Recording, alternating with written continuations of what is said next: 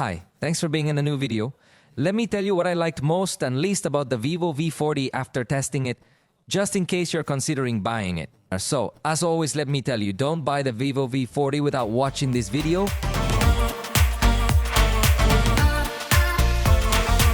Let's consider its introductory price of 15,999 pesos. Right off the bat, I consider the price quite high and it puts it to compete in a tricky segment. So let's take the price into consideration to evaluate it. Remember that the full review is available in case you want to know more about it, but this will be a brief summary. Let's start with what I liked the most. It has a feature that is able to send audio from some applications via Bluetooth, while other audio remains on the phone.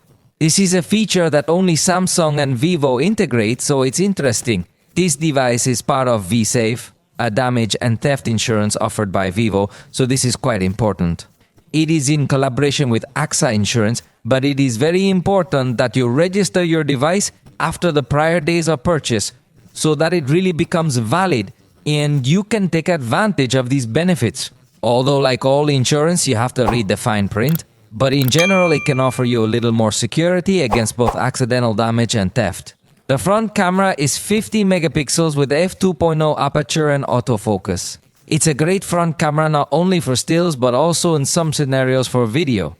In fact, you can zoom in on the front camera, which in conjunction with the autofocus lets you show very close details of the face. So maybe for beauty bloggers it might appeal, but even night selfies are of very good quality. So the whole selfie section is one of its points. Stronger. You will also notice that it has a fairly fast capture. In fact, it has a buffer that anticipates the moment when you press the shutter. So I think you should not worry so much about trying to press at the exact moment. For portrait photography, it also brings very good effects in collaboration with Zeiss to create different styles of bokeh effect in the background. So all portrait photography can also become a strong point. And finally, it has 512 gigabytes of storage, so you can store lots and lots of photos and videos without it filling up quickly. But now let me tell you what I didn't like. Its frames are made of plastic. In this price range, we would definitely demand a design with a little more advanced materials. In fact, the screen does not integrate Gorilla Glass or Scott Sensation app or any special glass. We only assume that it will be resistant, but we have no guarantee of that. The vibration motor is on the Z-axis. In this price range, it is definitely a must to include a motor on the X-axis, which gives you a much more premium haptic response. This device is going to have a vibration like a 5,000 peso cell phone. The burst mode is going to take a considerable amount of time to start, and there is also a lot of space between one photo and another. So it's not very useful. The zoom will fall short compared to other competing devices in the range. Also, you will notice that it doesn't crop the sensor to improve the quality of portrait photos with telephoto perspective, so the digital zoom is not very good at this price. It is disappointing that the main camera only records in 4K at 30 frames per second. I think we could already ask for 60 frames per second.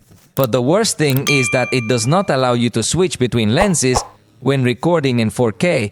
And again, that is something that for this price we demand as part of the good experience. It's not the user experience we should have. It also has the promise of 2 years of Android updates, 3 years of security patches, which is something that many manufacturers are in mid-range or lower mid-range devices. Therefore, such an expensive device should have a much more extended policy.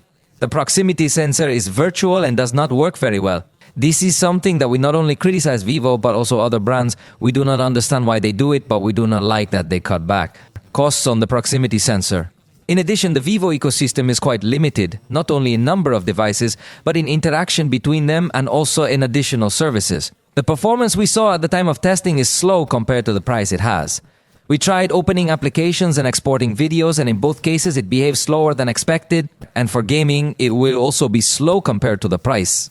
That is, at this price and even at lower prices, you will find much more powerful processors that will give you a much smoother experience when playing games and interacting with other applications. But let me know in the comments your opinion regarding this device. For now, we are coming to the end of this video. If you liked it, you know you can tell me, and see you next time.